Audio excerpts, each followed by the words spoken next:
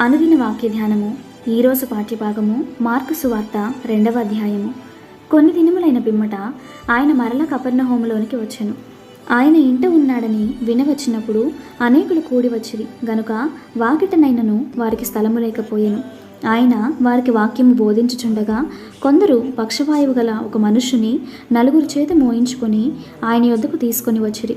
చాలామంది కూడి ఉన్నందున వారు ఆయన యొద్దకు చేరలేక ఆయన ఉన్న చోటికి పైగా ఇంటి కప్పు విప్పి సందు చేసి పక్షవాయువు గల వానిని పరుపుతోనే దింపిరి.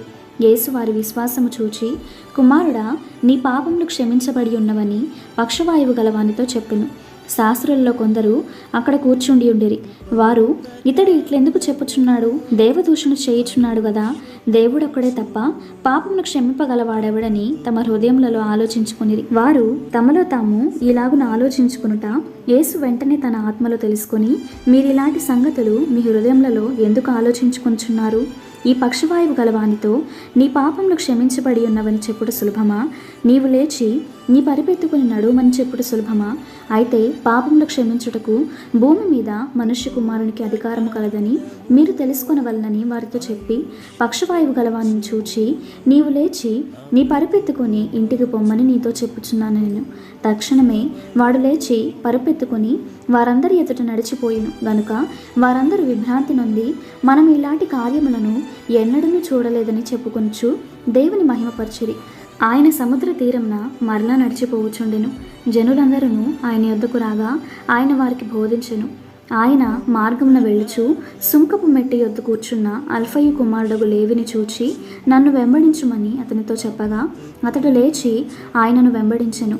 అతని ఇంట ఆయన భోజనమునకు కూర్చుండి ఉండగా సుంకర్లను పాపులను అనేకులు యేసుతోనూ ఆయన శిష్యులతోనూ కూర్చుండి ఉండిరి. ఇట్టివారు అనేకులుండిరి. వారు ఆయనను వెంబడించువారేరి. పరిసయ్యులలోనున్న శాస్త్రులు ఆయన సుంకర్లతోనూ పాపులతోనూ భోజించుట చూచి, ఆయన సుంకర్లతోనూ పాపులతోనూ కలిసి భోజనము చేయుచున్నాడేమని ఆయన శిష్యులను అడుగగా, యేసు ఆ మాట విని, రోగులకే గాని ఆరోగ్యము గలవారికి వైద్యుడక్కరలేదు. నేను పాపులనే పిలువవచ్చితిని కానీ నీతిమంతులను పిలువ రాలేదని వారితో చెప్పెను.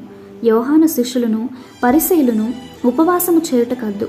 వారు వచ్చి, యోహాను శిష్యులను పరిసయ్యుల శిష్యులను ఉపవాసము చేయుదురు గాని నీ శిష్యులు ఉపవాసము చేయరు. దీనికి హేతువేమని ఆయనను అడుగగా, యేసు, పెండ్లి కుమారుడు తమతో కూడా ఉన్న కాలమున పెండ్లి ఇంటి వారు ఉపవాసము చేయతగున, పెండ్లి కుమారుడు తమతో కూడా ఉన్నంత కాలము ఉపవాసము చేయతగదు.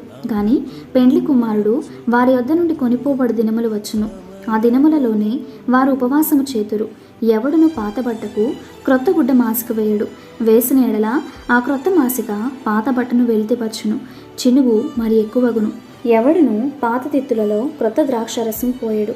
పోసిన ఎడల ద్రాక్షారసము ఆ తిత్తులను పిగుల్చును, రసమును తిత్తులను చెడును. అయితే క్రొత్త ద్రాక్షారసము క్రొత్త తిత్తులలో పోయవలనని చెప్పెను.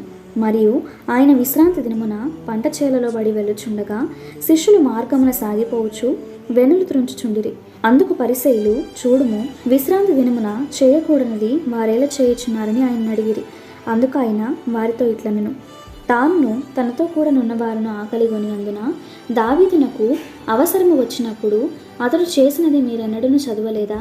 అబ్యాతారు ప్రధాన యాజకుడై ఉండగా దేవమందిరంలోనికి వెళ్ళి యాజకులే గాని ఇతరులు తినకూడని సముఖపు రొట్టెలు తాను తిని తనతో కూడా ఉన్న వారికి ఇచ్చెను గదా అని చెప్పాను. మరియు విశ్రాంతి దినము మనుషుల కొరకే నియమింపబడెను గాని మనుషులు విశ్రాంతి దినము కొరకు నియమింపబడలేదు. అందువలన మనుష్య కుమారుడు విశ్రాంతి దినమునకును ప్రభువై ఉన్నాడని వారితో చెప్పెను. ఇంతటితో ఈ దిన పాఠ్యభాగము సమాప్తము.